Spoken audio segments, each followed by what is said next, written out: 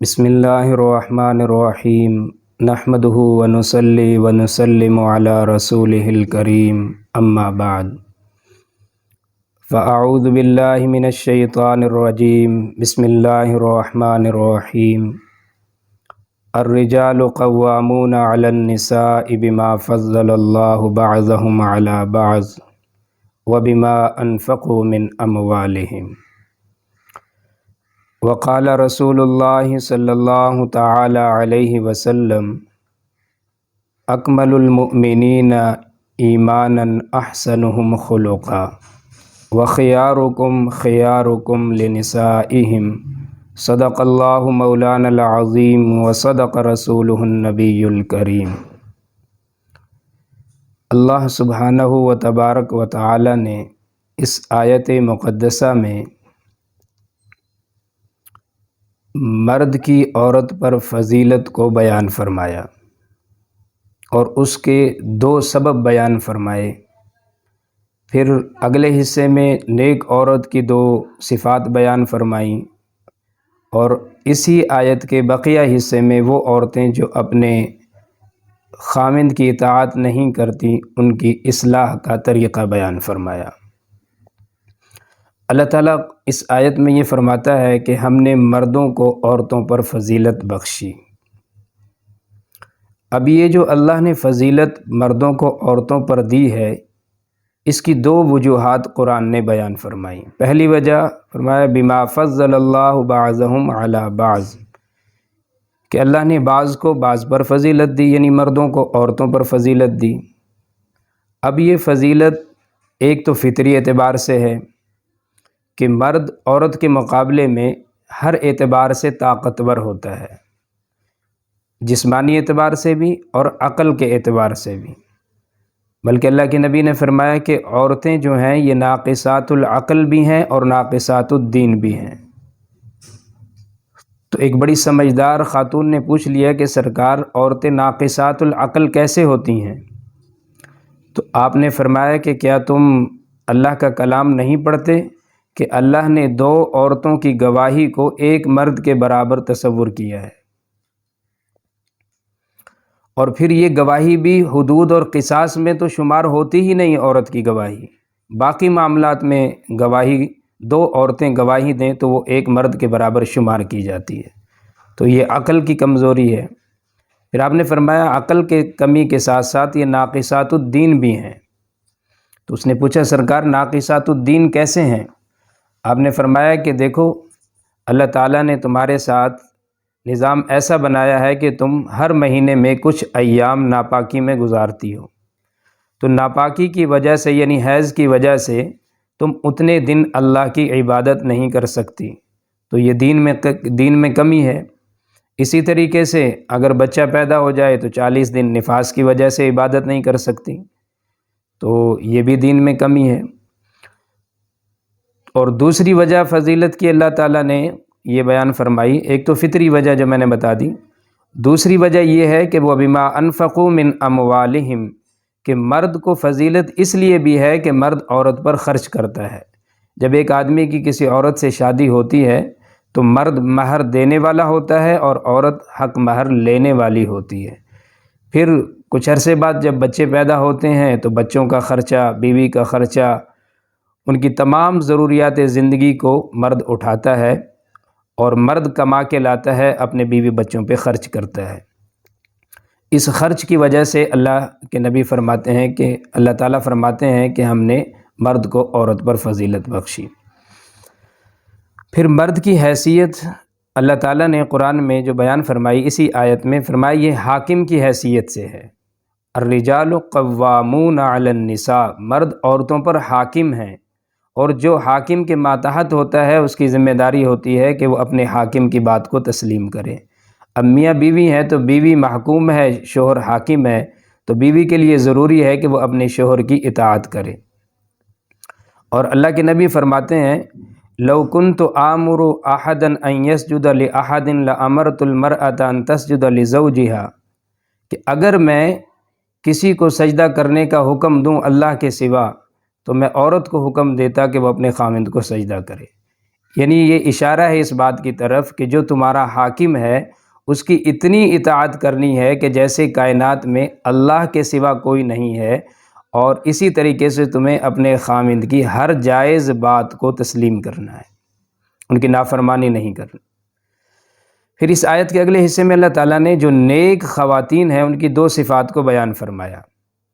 فالصالحات، نیک عورتیں جو ہیں وہ قانتات، وہ اطاعت گزار ہوتی ہیں، فرما بردار ہوتی ہیں، اللہ اور اس کے رسول کی بھی فرما بردار ہوتی ہیں اور اپنے خاوند کی بھی فرما بردار ہوتی ہیں۔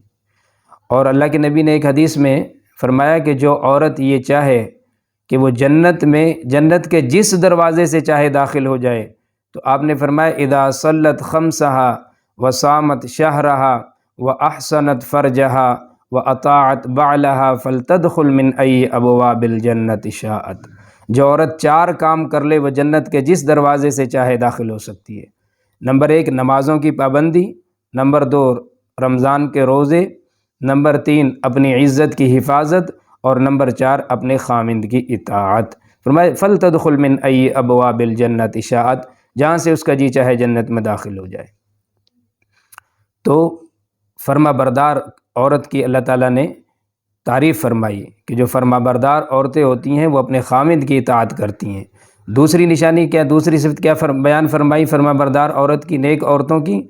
فرمایا کہ حافظات للغیب بما حفظ اللہ، وہ اپنی عزت کی حفاظت کرتی ہیں، اپنے خاوند کے مال کی حفاظت کرتی ہیں جس کی حفاظت کا اللہ نے انہیں حکم دیا ہے۔ خاوند باہر ہے، اس کا مال گھر میں ہے، اس کی عزت ہے، تو مال کی، جان کی، عزت کی، تمام چیزوں کی خاوند کی موجودگی میں بھی اور غیر موجودگی میں اس کی حفاظت کرتی ہیں۔ اب اس آیت کے اگلے حصے میں اللہ تعالیٰ نے ان عورتوں کا بیان فرمایا جو اپنے خاوند کی اطاعت نہیں کرتی، تو ان عورتوں کی اصلاح کیسے کی جائے جو اپنے خاوند کی اطاعت نہیں کرتی؟ تو قرآن نے 3 اصول بیان کیے۔ فرمایا واللاتی تخافون نشوزہن، وہ عورتیں جن کے متعلق ان کے خاوند اس بات سے خوف زدہ ہیں کہ وہ ہماری اطاعت نہیں کرتیں، تو ان عورتوں کے ساتھ کون سا رویہ ایسا اختیار کرنا چاہیے جس سے وہ فرما بردار بن جائیں؟ تو میں یہ سمجھتا ہوں کہ اگر ہم قرآن کے اس اصول پر عمل کریں تو ہمارے گھروں میں جتنی لڑائیاں، جھگڑے اور جو طلاق تک نوبتیں جا پہنچتی ہیں، یہ تمام معاملات ختم ہو سکتے ہیں اگر ہم قرآن کے اس اصول پر عمل کریں۔ لیکن بدقسمتی سے ہم لوگ قرآن جانتے نہیں، قرآن کے اصول و ضوابط سے واقف نہیں، اس لیے ہم اس معاملے کو اپنی ترتیب سے حل کرنا چاہتے ہیں جس میں مسائل بجائے کم ہونے کے مزید بڑھ جاتے ہیں۔ تو اللہ تعالیٰ نے پہلا اصول بیان فرمایا کہ وہ عورتیں جو اطاعت نہیں کرتی، بات نہیں مانتی، فرمایا فاعظوہن، ان کو حکمت اور مصلحت کے ساتھ انہیں سمجھاؤ۔ ایک عورت اپنے خاوند کی بات نہیں مانتی تو ہمارے معاشرے میں یہ ہے کہ ہم پہلے مرحلے میں یا تو اس کی پٹائی کرتے ہیں یا گالم گلوچ اختیار کرتے ہیں، جس سے مزید معاملہ بجائے بننے کے مزید بگڑ جاتا ہے۔ تو اللہ فرما رہے ہیں کہ کبھی اگر بیوی نافرمان ہو جائے تو فاعظوہن، اس کو پہلے سمجھاؤ حکمت اور مصلحت کے ساتھ۔ اگر سمجھانے سے بھی بات سمجھ میں نہیں آئی تو دوسرا طریقہ قرآن نے بیان فرمایا وَاہْجُرُوهُنَّ فِي الْمَضَاجِعِ، اپنے بستر الگ کر لو۔ اب بستر الگ کرنے کی اگر ضرورت پڑتی ہے تو ہم یا تو کمرہ ہی چینج کر لیتے ہیں کہ بستر اٹھا کے باہر چلے جاتے ہیں، یا دوسری جگہ پہ بستر لگا لیتے ہیں، یا گھر ہی نہیں آتے۔ فرمایا کہ بستر الگ، علماء نے لکھا ہے کہ بستر الگ کرنے کا مطلب کمرہ الگ کرنا نہیں، بلکہ صرف بستر جدا کرنا ہے، تاکہ جب اس عورت کے اندر یہ احساس ہو کہ آج میرا خاوند میرے پاس نہیں ہے تو اس کو وجہ معلوم ہونی چاہیے کہ پہلے تو ہم اکٹھے ہوتے تھے، آج کس وجہ سے نہیں، کوئی لڑائی ہوئی، کوئی ناراضگی ہے۔ تو اگر ناراضگی ہے یا کوئی لڑائی ہے تو جب خاوند قریب ہوگا تو وہ معذرت بھی کر لے گی اور اس کو منا بھی لے گی۔ اگر وہ بستر ہی اٹھا کے باہر چلا جائے گا تو وہ اس کو کیسے منائے گی؟ تو قرآن نے دوسرا اصول بیان فرمایا وَاہْجُرُوهُنَّ فِي الْمَضَاجِعِ، بستر الگ کرو۔ تیسرا اصول قرآن نے بیان فرمایا وَاضْرِبُوهُنَّ، کہ اگر تم نے انہیں سمجھا بھی دیا، بستر بھی الگ کر دی، ابھی بھی بات نہیں سمجھ میں آ رہی، تو پھر ان کو بطور اصلاح کے ان کو ہلکا پھلکا جو ہے نا ان کی آپ پٹائی کریں۔ اور یہاں پہ وَاضْرِبُوهُنَّ کا مطلب جو ہم سمجھتے ہیں کہ جانوروں کی طرح جو ہے نا وہ مرد اپنی بیوی کے اوپر ظلم و ستم کر رہا ہوتا ہے، بلکہ اللہ کے نبی فرماتے ہیں وَضْرِبُوهُنَّ غَيْرَ مُبَرَّحٍ کہ اس طریقے سے مارو کہ نشان بھی نہ پڑیں اور کوئی ہڈی وغیرہ بھی نہ ٹوٹے۔ تو ہم جانوروں کی طرح جب ان سے سلوک کریں گے مار پٹائی کا، تو پھر بجائے معاملہ بننے کے بگڑے گا ہی وہ۔ تو یہ 3 اصول قرآن نے بیان فرمائے کہ پہلے حکمت سے سمجھاؤ، اگر بات سمجھ میں نہیں آتی بستر الگ کر کے دیکھو، پھر بھی بات سمجھ میں نہیں آتی تنبیہ کے لیے ہلکی پھلکی ان کی پٹائی کرو۔ اب یہ 3 کام کر لیے کسی بھی آدمی نے اور معاملہ ابھی بھی درست نہیں ہوا، تو قرآن نے ایک چوتھا اصول بیان فرمایا وَإِنْ خِفْتُمْ شِقَاقَ بَيْنِهِمَا فَابْعَثُوا حَكَمًا مِّنْ أَهْلِهِ وَحَكَمًا مِّنْ أَهْلِهَا کہ پھر ایسا کرو کہ ایک سمجھدار آدمی مرد کی فیملی سے ہو اور ایک سمجھدار آدمی عورت کی فیملی سے ہو۔ اگر مرد یا عورت دونوں میں سے کسی کا اگر کوئی سربراہ نہیں ہے تو خفتم کا مطلب عام مسلمان بھی ہے، سربراہ بھی ہے اور حاکم وقت، یہ تینوں ترجمے مفسرین نے لکھے ہیں کہ اگر کسی کا سربراہ نہیں تو محلے کے لوگ ان کا فیصلہ کریں، اگر محلہ بھی نہیں ہے ایک مثال ہے تو پھر حاکم وقت کی ذمہ داری ہے کہ وہ ان کے درمیان یہ فیصلہ کریں۔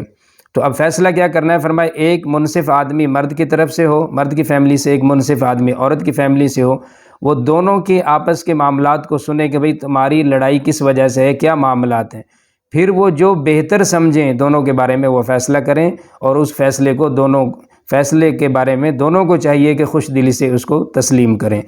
اگر وہ فیصلہ کرنے والے منصف جو ہیں اگر وہ کسی ایک کی طرفداری کرتے ہیں تو قرآن کہتا ہے وَإِن يُرِيدَ إِصْلَاحًا يُوَفِّقِ اللَّهُ بَيْنَهُمَا اگر وہ ان دونوں کے درمیان بھلائی چاہتے ہوں گے تو اللہ تعالیٰ ضرور ان کے اندر بھلائی پیدا کرے گا، اور اگر وہ بھلائی نہیں چاہتے تو اللہ تعالیٰ جاننے والا بھی ہے اور باخبر بھی ہے، یعنی اگر وہ کسی کی ایک کی طرفداری کریں گے اور معاملے کو خلط ملط کریں گے تو اللہ باخبر ہے اس چیز سے۔